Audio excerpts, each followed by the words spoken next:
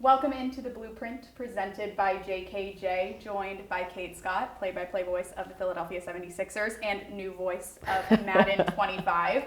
We're here in Philadelphia, your new city. We're at Yowie, which is a hotel, coffee shop, boutique. Yeah, can I live here? They have everything I need. I want to live here. But Kate, let's dive all the way into this career that you built.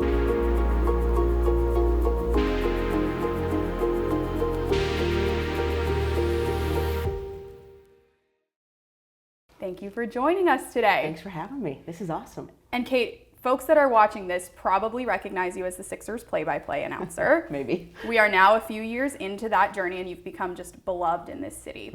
But it wasn't necessarily always like that. Can you take us through the journey, though, of how quickly you've gone from people saying, okay, who's this, to beloved by so many in this city? Does it feel quick? Listen, it feels quick to me based on how far you've come and people in the city pulling you aside to take photos and loving you so much. So what does it feel like to be adored in this way, looking at the journey? Again, well, you know me, Miss Rosen. I'll try to call you Lauren throughout this. That's fine. Miss Rosen works, Miss Kate. Even though that's my nickname for you. But it's interesting in that it feels like it has been a really long time since I got here, and I have had to work like crazy to get better at my craft, which I think has allowed people to then open themselves up to me and being the team's play-by-play announcer. And then I guess, as you said, like it has also happened a lot faster. I gave myself 3 years. I knew that from the outside looking in, and now being here, that Philly is the most intense, incredible sports city in the country. Hands down. I'm saying that. Not because I'm biased, just because I've been every place else. And I knew because of that, it was going to be the hardest to win over. So I gave myself 3 years because I knew I represented so many things. Not only a change from a legend in Mark Zumoff, but a woman from California, like so many things that so many of our fans had never had in any of the sports they watched. So I just said, hey, be patient, keep going to work every day, and hopefully you'll win people over along the way. Because I say this to you all the time. You can't tell people to support you. You can't tell people to love you. You have to just give them the space to do that and hope that they come around. So yeah, it's pretty great to be where we are today. For those that might not remember, what were those first few months like for you? They were incredibly difficult, and it wasn't just the first few months. I'd say the first 4 to 5 months. And on top of just the huge change, obviously it was the biggest job in my career, but it was in still the midst of a pandemic. So all the things that I think would have helped me transition a little bit faster, being able to spend time around the players and the coaches, getting to travel with the team. I was calling all the road games off monitor. I wasn't able to interact with fans. So I was just kind of this new that felt very removed from everything, including the fans, which was challenging. All my sports system was still back on the West Coast. It was the challenge I knew it would be, but then there was added layers to it. But I think I'm nothing if not incredibly mentally tough and resilient and gritty, and all of those things got me here to Philly. So I just said, okay, it's time to double down on all the things you know that you possess and got you here, and just keep going to work day after day. And yeah, those first 4 or 5 months were incredibly tough, but prepare me for things that I'm doing now. So I'm now, in retrospect, really grateful that people were incredibly awful to me for a number of months, because I got through that, and I know that I got through it. So now I'm just like, bring it on, baby. What else you got? We talk, you and me, about doing the work, right? Yeah. And the work being as great as it's been is why people now have developed such a respect and a fondness for you. When you look at years 1 through 3, what are the games that stand out? What are some of your favorite, either memories of just being there or calling a special moment for one of your 76ers? Oh, wow. Well, there were so many this year. But I think I'll flash back to the game that I think at least fans of our team have reflected to me was really the first game where they thought, oh, okay, this chick can do this. And it was, Joe wasn't playing, and Tyrese goes off, and we're at the center, right? And we're already going to win because we're ahead, but it's a chaotic possession on the defensive end for the Sixers. Matisse Thybulle gets the ball, throws it up, and Tyrese is just open. We're going to win the game already. And that was at the end of January, so it had been October, November, December. So it was really like I had made it through what I just talked about, a really difficult time. And I just said, F it, Kate, just let go. Like, stop trying to be something or someone. Just let them hear you. And, you know, Sixers are going to win this game, Tyrese Maxi. And the response was overwhelming after that game. Like, oh, this girl can do this. Like, oh, that's the passion. Okay, I see why we hired her. So that was just a great moment for me as well to learn, because I think being an other, being one of two in what I do, it's so hard to be yourself because nobody else looks or sounds like me. So even though I know being myself is what got me here, every day there's things telling me, but don't be that much yourself. Like, I don't know, maybe hold that part of Kate back. But that was a moment that said, no, just lean into you and be you and do it. So that was from year one. And then, you know, this year, Joe scoring 70 points on the day that Kobe had his day, you know, a decade plus earlier. Tyrese going for career high after career high, taking us to overtime down in San Antonio. And then the last one, you know, Game 5 at Madison Square Garden with Tyrese hitting the logo 3. And I'm sitting here thinking, first of all, how did I get here? Like, this is incredible. I'm sitting at midcourt at Madison Square Garden. Breen and Doris are right next to me. Like, Clyde Frazier and Kenny Albert are on there. This place is ready to explode. And I'm getting paid to be here. Like, this is incredible. So those are a few of the moments that are going to stand out to me. And I just, again, I'm pinching myself that I'm talking about it with you right now. You mentioned, how did I get here, sitting courtside at Madison Square Garden. Yeah. So for those that haven't followed your career as closely, how did you get from Clovis, California Look at to you. Philadelphia? Oh, I am well-versed. Shout out to Fresno, C-Town. Central California. I know everything there is to know. But for those who don't, how do you get from Clovis, California in your youth to here in Philadelphia in your prime?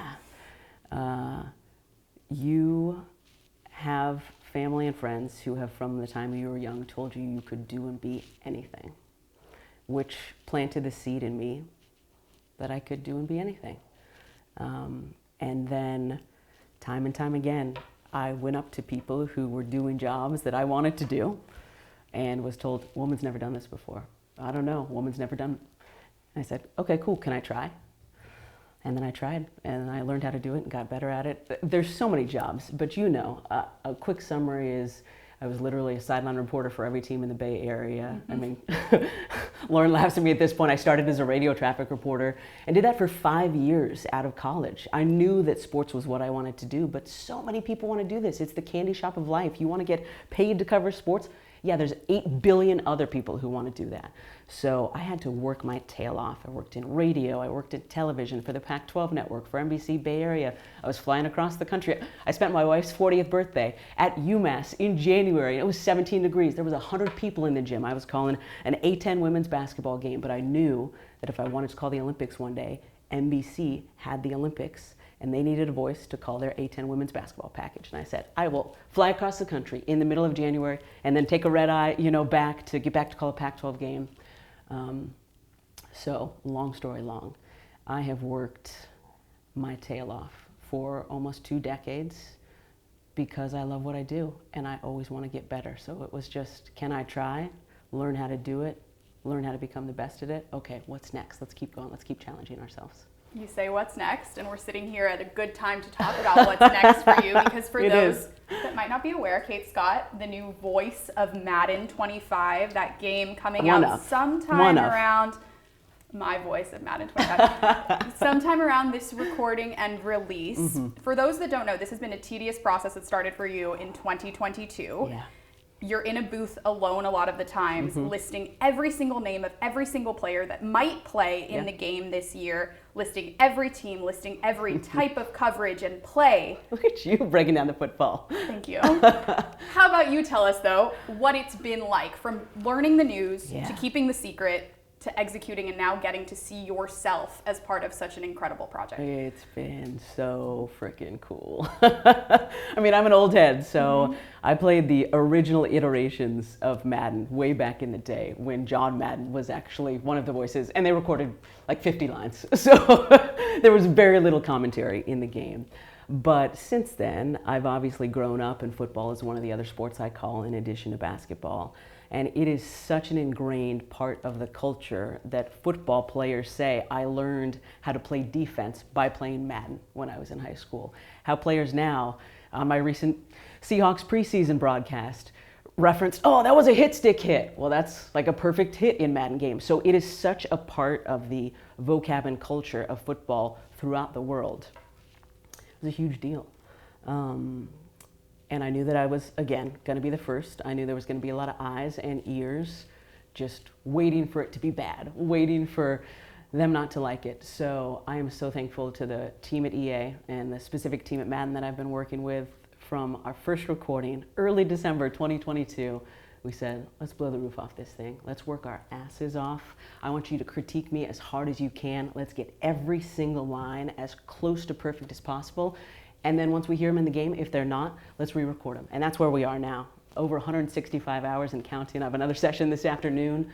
But we don't want it to be good. We want it to be great so that people can't push back on the woman or the other, any of that stuff. No, this chick knows football. She's great at calling it. Like, let's have a blast doing it.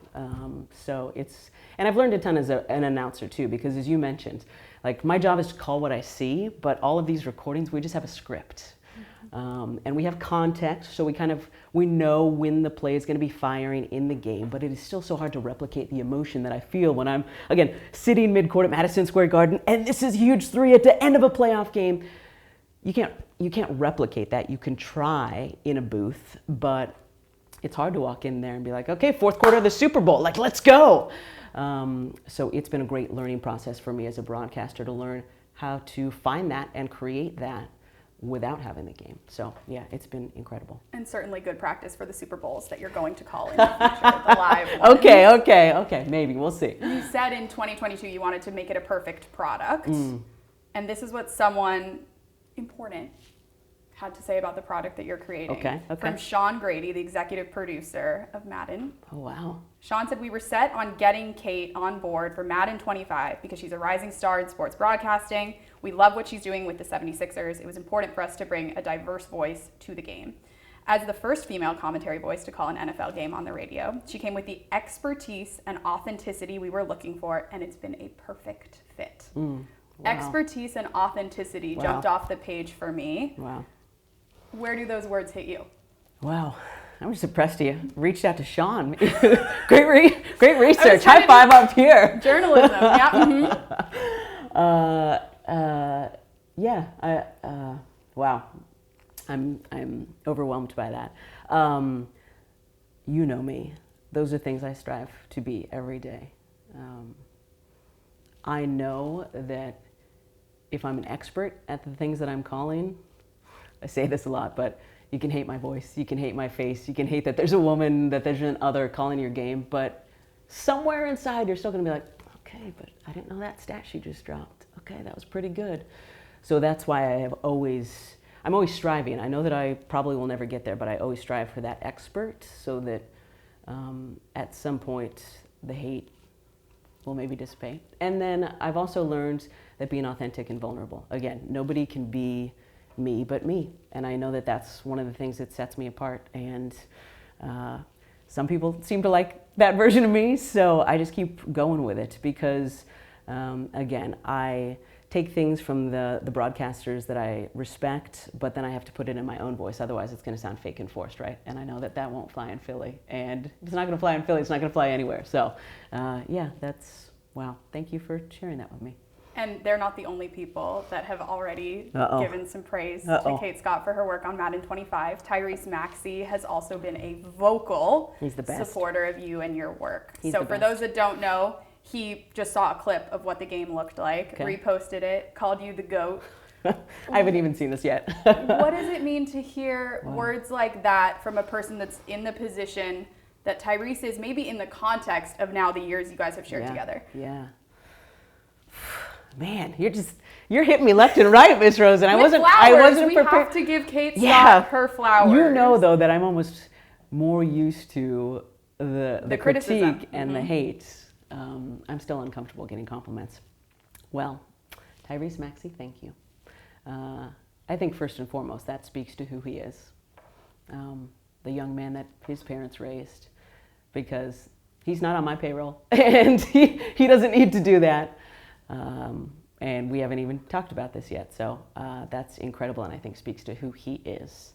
And I think he already at such a young age understands what his voice and his endorsement and his platform mean.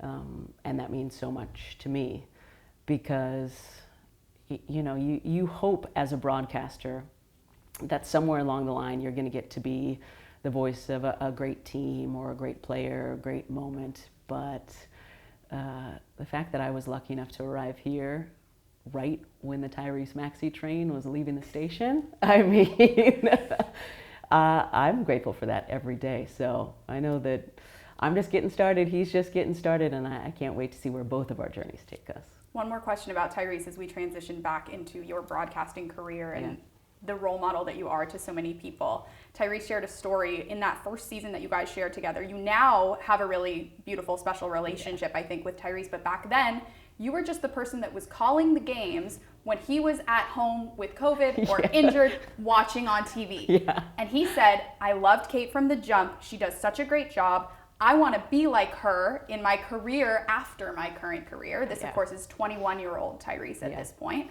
and has talked since about sometimes turning the volume down on other games and doing a Kate Scott impression. So we've talked about how special Tyrese is to you, but just to know that you're a role model for so many, not just young women, but young men in positions like his. What does that mean to you? Yeah, that's, I mean, and you thankfully have brought this to my attention because it still blows my mind because I'm often asked, you know, what does it mean to inspire young women? And thankfully for this one's like, hold up, it's not just young women. It's not. And that is, over the last couple of years, become one of the many incredible layers of what we're doing here, because I never in a zillion years thought that that would happen. I didn't think that I would even be inspiring young women, let alone NBA players who are on their way to superstardom, and other young men who come up to me at the games, because just the same way that Mark was the voice of so many generations of Sixers fans. And again, it's hard for me to wrap my head around. I hope to have that opportunity to do that for everybody. And there's going to be women and men and everybody else. And it's just going to be, well, that's our Sixers announcer. It doesn't matter what she is or where she's from, but she's ours. So, yeah, that's wild. When young men, women, everybody in Philly looks back at Joel Embiid's MVP campaign or the rise of Tyrese Maxi, those highlights, and I remind you all the time, I know, are going to be coupled with your voice. Yeah. So now I'm curious. The blueprint was born out of the idea that the people before us set a blueprint or a path for those of us to follow, right? Those of us following to follow. Yeah. And you also leave one behind for the people that are following you. Oh. So for you, when you were growing up, when you were Tyrese Maxi, it's been a minute, as you kids say. Stop. Who were you looking to lay the blueprint that you've been able to follow? Yeah. Well, that's the thing. Like, there were so few women doing this. You know this story. I didn't start calling games until after I graduated from college because I didn't hear a woman calling a game for the first time until I heard Beth Mowins calling a Mountain West football game on the West Coast at like 10 p.m. on a Friday night when I was a junior in college. So up until then, I had been writing and sideline reporting and learning how to shoot and starting to delve into a little hosting and anchoring because I thought those were the ceilings for me. But now looking back, I was always drawn to the sports centers hosted by Robin Roberts, by Linda Cohn. But I was always drawn to women, Leslie Visser and Andrea Kramer, reporting before this NFL game. And I didn't understand it at the time, and now it makes sense to me, right? Because they were the few voices and faces that looked and sounded like me. But to be honest, there wasn't that many that I knew of at the time. One of my favorite parts of this is, now that I'm older and thanks to social media, there was a lot of women doing this. You just didn't know their story outside of their market. But it is so important to me to connect with as many women as I can and thank them, because I know that I'm not here sitting with you having this blueprint conversation without them. So that has been one of the best parts of this. I'm getting to see another one in a couple of days for NFL preseason, who we've never met, but she's been crushing it on Fox NFL broadcast for years, and I can't wait to say thank you.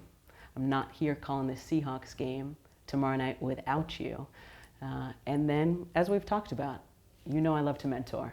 So I'm gonna try to make this industry look as reflective as the audience of sports fans as possible. So yeah, I mentor and I'm trying to pass all that love and inspiration on to the next generation. And you're doing it well, and I will now take the opportunity to say thank you for what you've done, because I don't sit at the table without you either.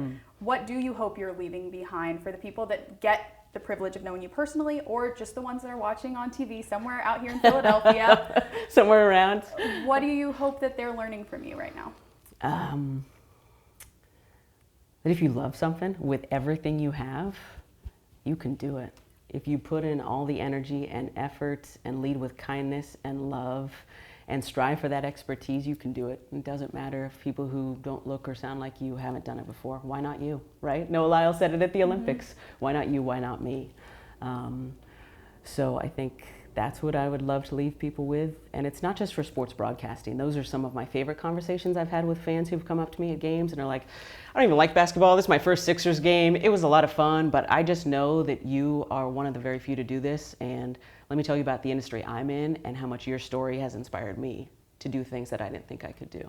Which, again, I'm getting paid to be here at the center calling Sixers games, and my presence is inspiring you. That is incredible. So, yeah.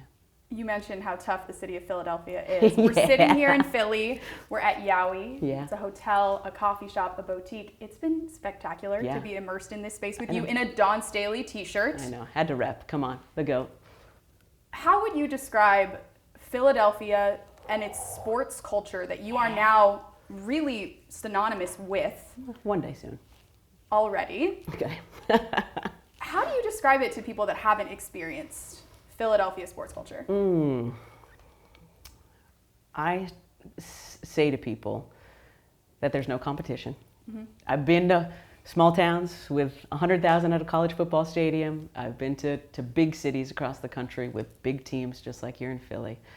We live and breathe our sports teams. Like, our mental health depends on how our team did the night before. And I have talked to psychologists and therapists who say that's true. So if y'all could win tomorrow night, we would really appreciate it.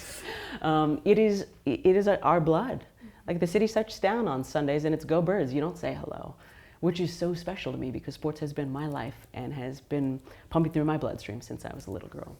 But also, and one of the reasons I wanted to come here and one of the reasons I now love being here is they make you earn it. There's a grit, there's a chip on the shoulder, and people are honest and direct. Everyone always said, oh, they're rude, I don't know. And I'm like, no. There's a difference between being rude and caring so much that you're gonna say, Kate, this was good, but if you did this, I think you could make it even better. And I don't think you say things like that unless you love and care about somebody the way that this city loves and cares about its sports teams. And now I'm a very small piece of that. So that was a very roundabout answer, but it feels like I've come home because, as I've explained, grit and tenacity and mental toughness, and you don't think I can do this? Okay, frickin' watch me. That has been me since I was a little kid, playing soccer with 90 boys at recess. And that feels like Philly to me. But then when you do good, it's like, bring it over, let's make out, like you're my favorite person in the whole world. Not you, but you know, like people are sliding down poles and kissing each other because their team won. And I love that. I think that's what life should be, and that's what Philly is to me. This is either going to be the clunkiest or swiftest transition that anyone's I mean, I just talked about making out, so. That's not the part I was latching on to. But you mentioned how attached people are to Philly sports. It's clunky. To Philly sports, that you might need to talk to psychologists, to therapists about it, right? I see where you're going. And we talked before we started recording about the fact that you're doing a ton of interviews these days. There's a lot that you're getting to talk about, and there's a lot you're repeating yourself over. Yeah. But I know something that's near and dear to both of us is talking about the side of things, of your success that people maybe didn't see, don't see, never saw, and don't get to talk about. And that for us has been mental health, right? That was a great transition. I put those words out there because I was hoping, she's good at what she does.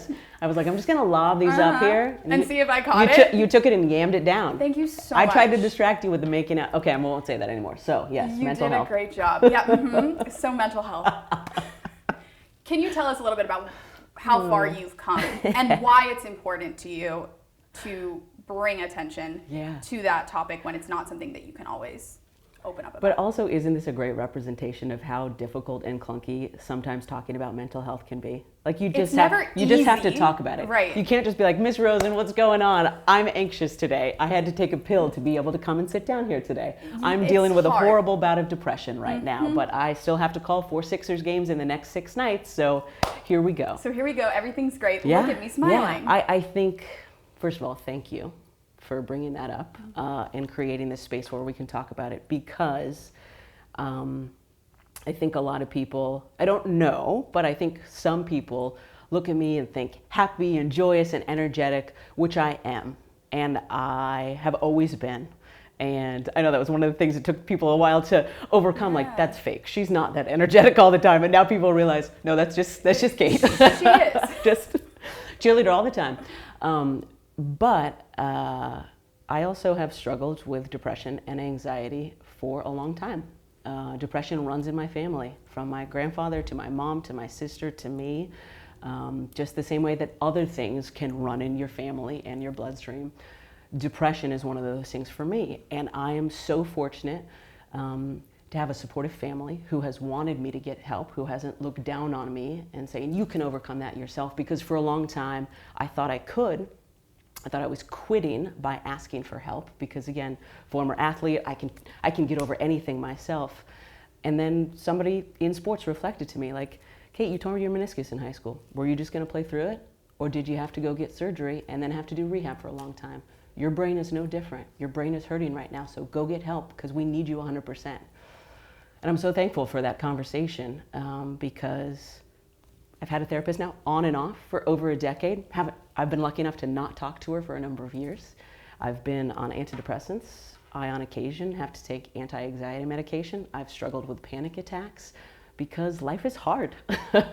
So I just wanted people to know that you can be multiple things all at once. You can be energetic and joyous and happy, and also be in a really dark, depressive episode that people don't know about it because, as my therapist just told me, I'm a very high-functioning depressive. So some people may not be able to get out of bed. I can call Game 5 at Madison Square Garden and be in a really tough mental space, but I'm just able to do that. Everybody's different. I wasn't. I was in a good space then. But yeah, so I just really want people to know that it's okay to not be okay. I'm so grateful that sentence has kind of permeated society over the last few years.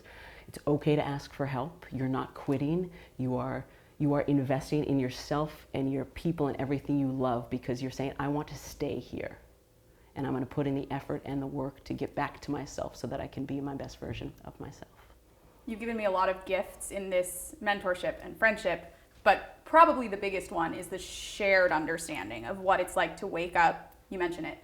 Okay, we have 6 days, 4 Sixers games in the next 6 days, and I'm feeling extremely depressed, and I don't know how to get out of bed this morning and go live this life that we've worked really hard to be a part of. And that millions of people would trade us for in an instant. Heartbeat. Get over yourself, get to work. How could you not be happy waking up in Toronto ahead of a playoff series? So for anyone that might be experiencing something like that, that is waking up on a Monday with a week ahead that looks exciting, but they're having a hard time getting excited about it. Yeah. What do you say to those people? I understand. Mm-hmm. I've been there. Mm-hmm. I still go there from time to time. It's okay, first of all. And if you put in just little bits of effort, right? We've talked about this. Getting outside helps both of us. Just finding the energy to get outside and go for a mosey. Doesn't even have to be a walk, just like a mosey. Something about the green and the sunlight helps me. Sitting on a bench, I love to find a good park bench and just watching the world go by. Helps me. It doesn't help everybody.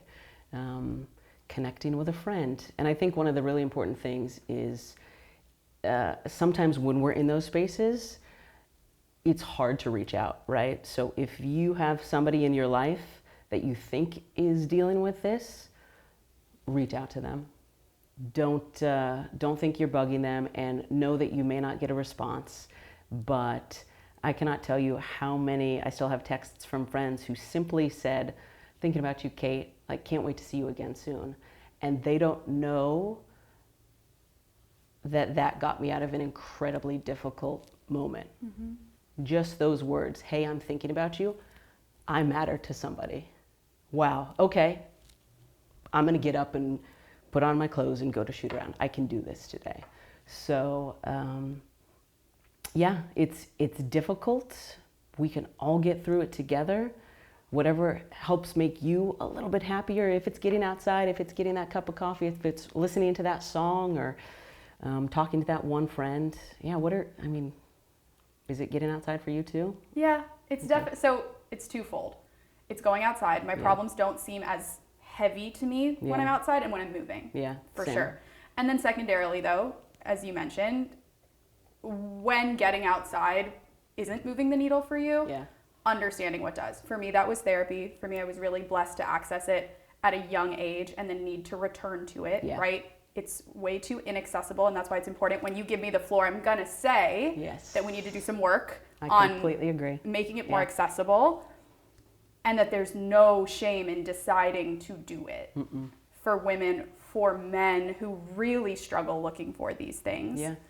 I think, and I'll just end with this. Tore my meniscus, got hit by a car that was traveling 40 miles an hour, moved across the country to get this Sixers job. People all over the world hate me and they don't even know me. The hardest thing I've ever done was ask for help, because I thought it was quitting when it was actually the bravest thing I've ever done. Because I don't know if I'd be here having this conversation right now if I hadn't. On behalf of a former kid that really needed to hear what you just shared, thank you. I think it's really important that folks in positions like yours are providing representation. Obviously, some of it jumps off the page for you, being the first woman to do what you're doing in multiple realms. Speaking about mental health, speaking about finding your wife and what it's meant to be gay and from California and a woman, like not just pow, pow, pow, pow. Right? Coming into this space. So for that community that you represent with so much grace, where does that fit into your life today, and what do you say to that group of people that appreciate you so much? Yeah, well, we've known each other for 3 years now. I'm looking around the room, known everybody in here for a while now. And I mean, it's just a part of who I am, right? It's not a big deal, because it's one of the things that I have learned over the years. If you lead with it and just make it a part of your normal from the start, then everybody, again, can have their own reactions. But it's not like breaking. It's not breaking news. It's like, okay, she has blonde hair. She's from California. She wears a lot of Pumas, and like, she's gay. So it's just. There's plenty of other things I would say about you, to be clear. Okay. But those things she wears those hoop earrings too much. But also, I learned a number of years ago that if I just make it one of those things, then again, people can process it on their own if they need to do any processing. But a lot of people don't at this point. When I came out to my parents over 20 years ago now, wow, getting up there, my mom started crying, and I was like, oh crap, I thought she knew. I thought she was going to be supportive. Why is she crying? And it was my junior year in college, and she said, no, I'm not crying. I knew. I knew the friend you brought home for Christmas wasn't your roommate. And I'm like, good job, Mom. She said, I'm just so scared for you, Kate, because you're already trying to be a woman in sports. And again, this was 2000. She's like, there's so few women. And can you name anybody, man or woman, in any broadcasting job who's gay? And I paused and I thought, wow. I mean, I know some who are. But at that time, they weren't out, and I just said, no, Mom, I don't. And she just said, I'm so scared for you. It's already going to be hard. Are you sure that you want to make it that much harder? And I didn't know at the time, because, I was young and thought I was going to conquer the world and had no idea that I would be here, but hoped that one day I would be in a space like this. But that conversation taught me, hey, if I ever get to a place where I have a platform like this, where I'm confident in my abilities, where I know that everybody I love and respect knows that I got this job because I'm really good at it, then I would love to use this platform to show the rest of my community they can do this too. Because again, I have the best job in the world, so why not use it to lift up other people, to show other people who maybe thought that they couldn't do something like this, that they can. So yeah, I think you've probably noticed over the last 6 months I've become more out and open, right? Went to Pride this past summer with the Sixers contingent, which was wonderful for me, because now I feel like I've proven to enough people I'm a play-by-play announcer who also happens to be all these other things. So I'm gonna, hopefully, as I feel comfortable, lean more into those things and do what I can to lift the other parts of me and communities that I represent up. As you continue to lift different groups of people up, as we come to a close on the Blueprint presented by JKJ, I want you to speak directly to some of those groups. Oh, okay. So let's start with the kids that watch you at home. Young. Hi, kids. Anyone that's watching Go Sixers Sixers. games as a kid, who are going to grow up with memories of what it was like to watch Joel and Tyrese and Paul George play together. And they're going to associate those memories with your voice. Wow. Not just those kids, the kids that are going to be playing Madden over the next few years, decades of time, that are going to hear your voice there. Yeah. What do you hope that they know? Oh, wow. Well, like I've said a ton of times, this is the best job in the world. But I think you see it often with athletes or musicians where it's like, oh, the overnight success. No, I've worked 6 to 7 days a week for 20 plus years now. And nights and weekends and holidays, and as I mentioned, birthdays on the other side of the country in freezing temperatures. To get the coolest looking jobs, you have to work really hard in the dark for a number of years. You know, years ago, I flew across the country, stayed on my friend's couch because I had gotten a 10-minute meeting at NBC in Stamford, Connecticut. Borrowed my friend's car because I didn't realize I could take a train to Stamford.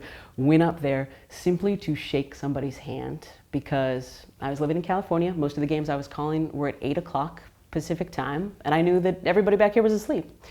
And I just said, thank you so much for making time today. I'm Kate Scott. I just wanted you to put a face and maybe a little personality to a name that hopefully over the next few years you'll be reading as I make my way up on the West Coast. And he was dumbfounded. He was like, wait, you didn't come here to ask for a job? I was like, no. I mean, down the road, I hope to call the Olympics for NBC, but I know that in order to do that, I need to introduce myself to you, prove myself on NBC affiliates on the West Coast, and just keep working hard. And he was like, oh, okay. And then we talked about his daughter's soccer team for a while again, because just making an impression. 2 weeks later, I got the call from them. Hey, we have some A-10 women's basketball games. Can you fit that in between your Pac-12 schedule? And the answer was no, but my answer was yes. Yeah. Where do you need me? Like, let's go. So I used every flight to prep for the different games. I was covering 4 different leagues at that point, men's and women's college. But it was so many names and teams. And again, I don't know how I did it, but now that I'm here, those moments propel me on the tough weeks where we've got 4 games in 6 days. And because of that, a few years later, they asked me to call a hockey game for the first time because they trusted me. They knew I was a play-by-play announcer. They had faith in me, and that led to the Olympics. So I think this was a really long way of telling kids these are the most incredible jobs, and it can be in any industry, not just in sports, but usually the coolest jobs, it takes really hard, consistent work to get there. And that's why one of my favorite sayings is, little by little, one walks far.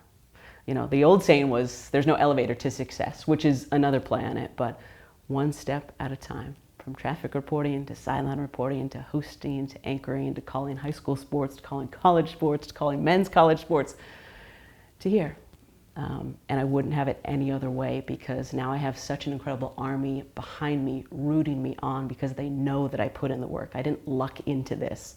I didn't have somebody that helped me get this job. I earned it. So, and there's nothing sweeter than that, I don't think. So little by little, one walks far, and you always know my other saying, just be you and do the work. Wake up every day, figure out a way to be yourself because nobody else can, and then put in the work, and it's going to take you far. And far now is Philadelphia. Yeah. And I can tell you for sure, we've talked to children. There are so many adults in the city of Philadelphia that would love to have a beer with you. Let's do it. Let's just space them out. I've seen it at games, the way people see you walking up to the booth. Oh my God, it's Kate Scott. Oh, Kate, do you want some of my beer? Like crazy. Yes, the answer is yes, but I probably shouldn't on game day. So, because you can't always have a beer with everybody in this city that wants to. Yeah, let's figure out a way to do that, though. What's your message to grown people that have embraced you now, that want to know you better? Well, first of all, thank you. That means more than any of you will know, because this is the hardest sports town in America and probably one of the hardest in the world. But truly, thank you, because I know that I was such a change for so many people. I was a change for me. I grew up listening to men call sports. I think that speaks to what incredible people they are. To my favorite messages, and I posted some of them over the past year or two. I hated you at first. Oh, I wanted you to go back to California. You were the worst. I'd never heard a chick. I don't know where this voice is coming from, but there it is. That's probably what they sound like in their parents' basements. Yep. That's what I imagine. But I gave you time, and this one game, and this one play, and my friend told me I was a jerk, so I started listening again. And now I can't watch a game without your energy. Like, it just makes me so happy. I get so pissed when you and Ala aren't calling games in the playoffs. And so just thank you for giving this new and different, who is me, a chance, because I know that it was a lot. Your support now means everything to me. And just you wait, we're just getting started. We're going to be one of the best in the NBA very soon, one of the best broadcasters across all sports very soon, and a lot of it is because of you all and the support that you have given me and the inspiration and motivation you give me every day to be the best, because Philly's the best and I love being here. You mentioned Beth Mowins as someone that you found to set a blueprint for you when you were around 21 years old, the exact same age Tyrese Maxi was when he found you as a blueprint for a career. Look at you tying things together. You said junior in college, so unless you were way ahead or way behind. It was on my 21st birthday. I celebrated by coming out to my parents. Spectacular. And watching Beth Mowins, who has now become a friend. So what I want to know for the last group that I hope that you'll share a message with, to the women that came before you, what do you want to say to them? Oh, wow. Thank you. Thank you. I am not here without you. And I laugh when people say, oh, you have it so hard. I saw those mean tweets that people sent you. And I just start laughing because I'm like, bro, you have no idea. People have no idea what Beth and Leslie and Andrea and Claire Smith and Susie and Susan Waldman and so many of my mentors went through. The people they were simply trying to cover were literally spitting in their faces and telling them to go away just for doing their jobs. And that was 20, 25 years ago. It was not that long. So their support of me now, it gives me the chills, because I'm not here having this conversation calling Sixers games without them. They are the blueprint. They were ahead of their time. They haven't gotten nearly the shine that they should have, that I am now getting because of them. So I try every day to work my tail off to make them proud and to shout them out, because I'm not here without them. They can call you anything they want, but they can't say you're not grateful, that you're not a hard worker, and that you're not one of simply the best people to have a conversation with. So I hope that everybody enjoys this as much as I enjoyed. Yeah, I hope so too. Chatting with you, Kate Scott. Thank you for joining us on The Blueprint, presented by JKJ.